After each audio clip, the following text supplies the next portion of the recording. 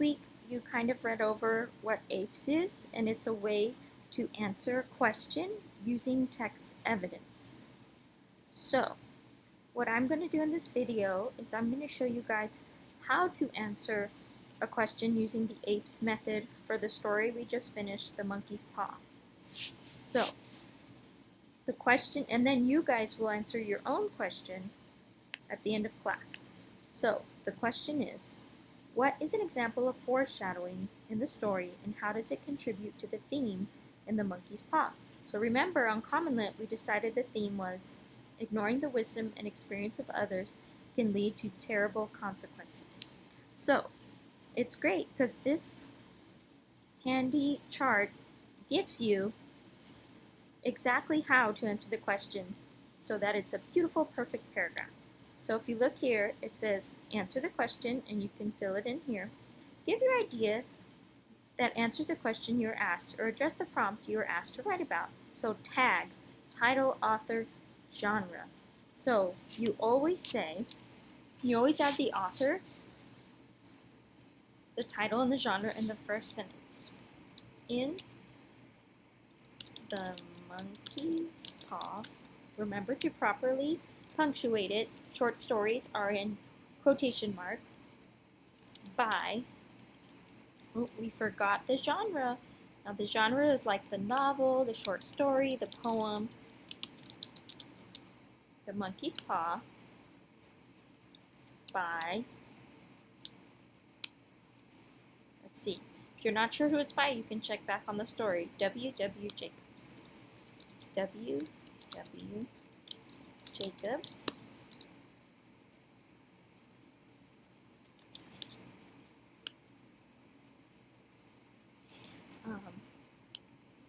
Foreshadowing, right? Because it's asking you about foreshadowing, is used to contribute, you're just restating the question, to the theme that ignoring the wisdom and experience of others can lead to terrible consequences. Oh, I misspelled that. There we go. Okay, so we answered the question. So you answer the question in one complete sentence. And you include tag, title, author, and genre. In the short story, this is the genre, this is the title, The Monkey's Paw by W.W. Jacobs. Foreshadowing is used to contribute to the theme that ignoring the wisdom and experience of others can lead to terrible consequences, because that's the theme we picked in our multiple choice questions on Common Lit. We decided this was the theme, and it is. That was correct. So we just answered the question. However, no text evidence means you don't have proof. So you have to prove your answer with evidencia de texto. So this is the part where your annotations that I had you do could come in handy. Now, unfortunately, the annotations I did last week while we were reading aren't here because they don't save for teachers, or at least I haven't figured out how to save them for teachers on Common Lit. But that's okay. I can go through and find some. So now we need to find foreshadowing, which remember is a hint of what's to come later in the story. A quote, a phrase of foreshadowing in the story. So go back to the story on Common Lit, and hopefully you were annotating with me. So let's go down. So remember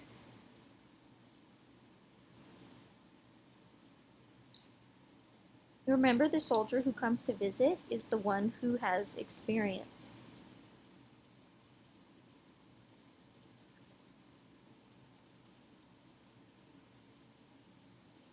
Ooh, this one's good. It had a spell put on it by an old fakir, said the sergeant major, a very holy man. He wanted to show that fate ruled people's lives, and those who interfered with it did to their sorrow. Okay, so I could even annotate it here. Foreshadowing. except the text is so kind I get to the fourth.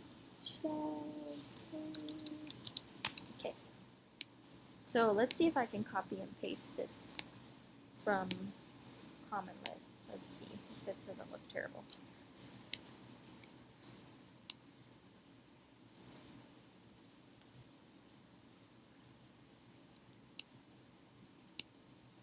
Okay, well, that's not bad. Let's take out the little numbers that have the vocabulary.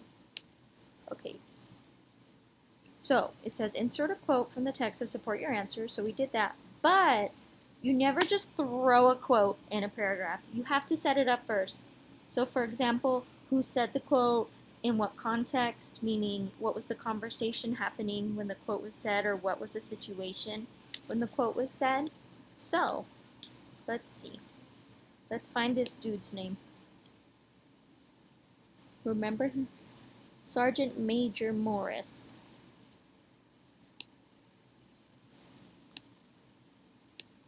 So let's introduce the quote. So it's good. Okay. When, and I do not know, paste. When Sergeant Major Morris was explaining where the paw came from. So when Sergeant Major Morris, when Sergeant Major Morris was explaining where the paw came from and why it was created, he says, comma, and then you put your quote, and remember your quotes have to go in quotation marks. Also, let's cite it, and in this case, we can say Jacobs, because that's the author's last name. See, Miran Jacobs. Let's see. What line is it? It's good I annotated it. Jacobs, line 25, 26, 27, 28, 29. Lines 27 and 29. Now we're putting the line numbers because they give you the lines on Common Lit, but if you're reading it in a book, you would put the page numbers with the last name of the author. Okay, so we've done that. We've done the first two parts of APES. We've done the answer and the A and the P, answer and provide text evidence. Entonces, explain your evidence. Use a contextualizing phrase to start a sentence explaining how your evidence relates to your answer. Okay, so what was happening then when this quote was said? Who is Mr. Sergeant Major Morris talking to? So recuerden, when they are discussing the monkey's paw, so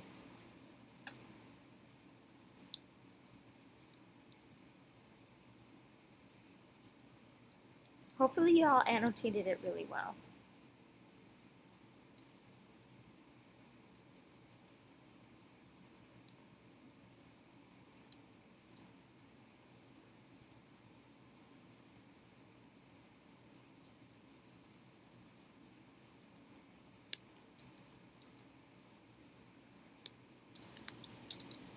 So explain your evidence, and it's in your own words, sus palabras. Let's see.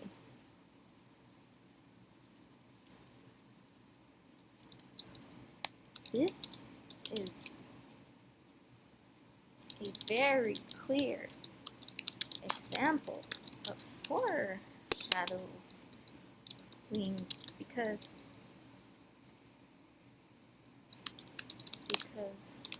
Mr. Let's respect him and call him Sergeant Major.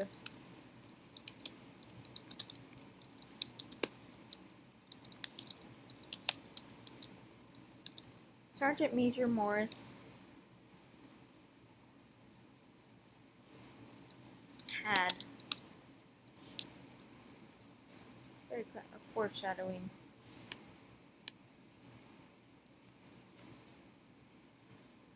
This is a very clear example because Sergeant Major Morris had experience with the paw and was familiar with the outcomes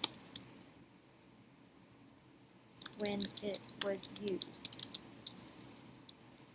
He is trying to warn the white family that using its powers will only result in tragedy. Okay, so I'm explaining my evidence. So why did I put this quote? It has a spell prominent penal for cruise, said the Sergeant Major, a very holy man. He wanted to show that fate ruled people's lives and that those who interfered with it did so to their sorrow. So I'm explaining this quote further by saying that it is a warning he's giving to the white family. Remember the viejo and the vieja and the hijo?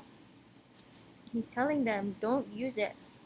So then the S, so we've done the A, answer, P, frase, right, provide text evidence, E, explain your evidence, and now S, strengthen. So we're going to strengthen our answer by relating it to the full question. So far we've proved the foreshadowing, but now we have to strengthen our answer by acknowledging how it contributes to the theme, right? The theme, the message, the mensaje of the historia, right? So, strengthen your answer. This example of foreshadowing contributes. It's good to use the palabras, the words they use in the pregunta, the question, because it shows that you're focusing on the question and you're not going to go off on your own. So add a concluding statement that adds depth to your answer. Try introducing other literary elements like characterization, figure of language, tone, show your understanding of the question and the text. Use transition words to keep your answer connected to the rest of your writing. Ooh, transition words. And they give you some here. And this is a checklist, so we'll come back to that. Transitions. Let's see. We could say,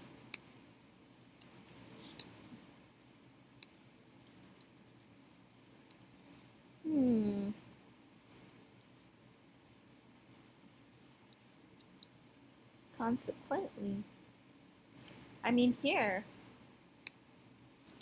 unfortunate. I think that's a cognado, isn't it? Unfortunately,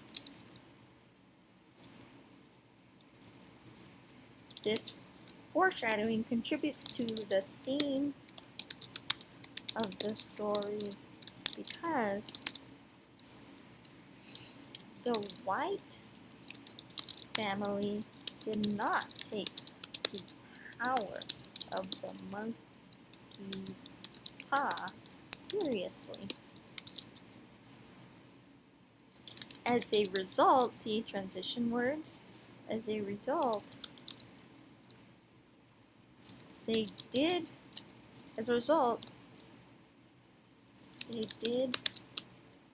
experience sorrow with the passing of their son that brought them the few hundred pounds they wished for. Let's see, okay. So there's our answer, see? It's about 4 to 5 palabras, oraciones, 4 to 5 sentences at least. And then, let's see. So now, let's go through this checklist, because this is a great checklist, to make sure our answer has all the things. So, todas cosas, see? Did you introduce the title, author, and genre? Short story, The Monkey's Paw, author. Did you include language from the question prompt? Yes, we did. We said contribute to the theme, that ignoring the wisdom. Yes, we did that. Did you answer the question completely? Yes, because we answered the question and then we also put the theme that we decided on. Now let's look at the second one. Did you use clear, specific examples or evidence? Yes, we did. We used a direct quote. Did you signal phrases to introduce your evidence? Ooh, let's see. When Sergeant Major Morse was explaining where the paw came from and why it was created, he says, let's see. I guess we did. We didn't use kind of like this one. For example, yeah, we did. Okay. Did you use quotations when citing direct quotes? Yes, we did. Did you cite evidence in MLA format? Yes, we did that. Okay, next one. Explain your evidence. Let's see if we... Did you explain the connection between your evidence and your claim answer? I think we did. Did you use an appropriate transition? I feel like we did.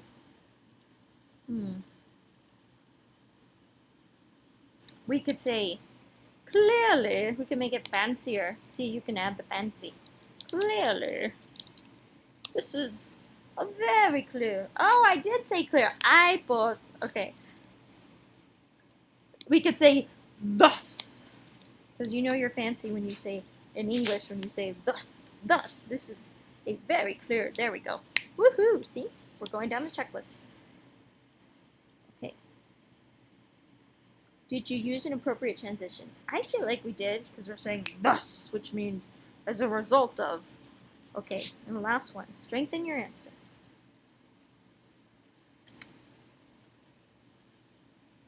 Okay. Did you refer back to your claim?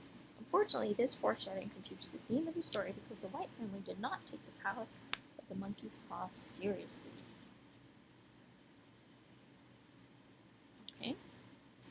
Yes, we did. Did you make a meaningful connection outside the text? Oh, did we do that? Did you do this or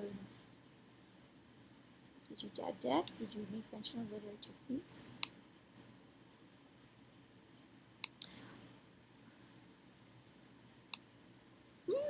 I think in order to make a connection outside the text, we could have uno más oración. Let's see. Unfortunately, this foreshadowing contributes to the theme of the story because the White family did not take the power of the monkey's paw seriously. As a result, they did experience sorrow with the passing of their son that brought them the 200 pounds they wished for.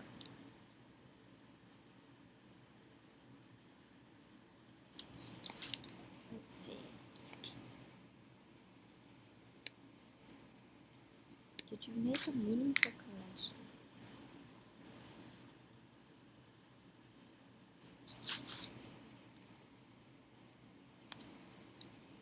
This proves that it is always best to listen to those that have more experience.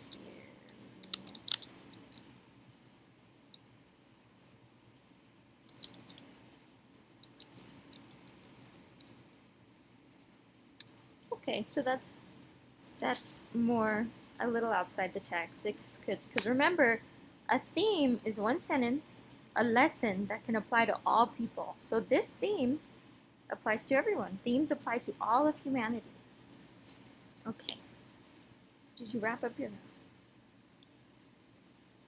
I think we wrapped up the paragraph pretty good. Okay. So then, once you finish all this, you would... Okay, so once you finished all that, you're going to put it all together into one beautiful paragrafo. So I'm going to copy and paste it down here just to show you what it's supposed to look like. Here's an example right here.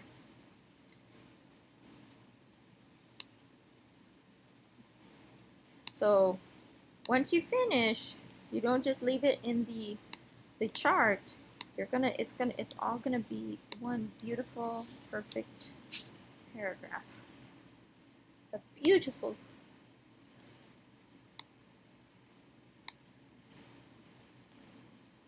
Cuatro y ocho oraciones. Not just one answer, not just one oración, muchas oraciones. Miran. Look how beautiful this paragraph is. Okay, and then here you answer the question. Let's make it pink. Where's the highlighter too? Oh, that's it. This is it, isn't it? And then the text evidence. Let's see how our friend appeared with it. Okay, yes, so the whole paragraph that has to do with the evidence, we're going to make yellow. And it's going to be so beautiful. Oh, not like that. Oh, don't listen to me yet. Okay, yellow, and then green for the explain your evidence, and then blue for strengthen your answer. Okay, there's our beautiful paragraph. So now, for your exit ticket, you are going to write a paragraph about what the monkey paw symbolizes. So hopefully this video has helped you, and I look forward to reading your beautiful APES.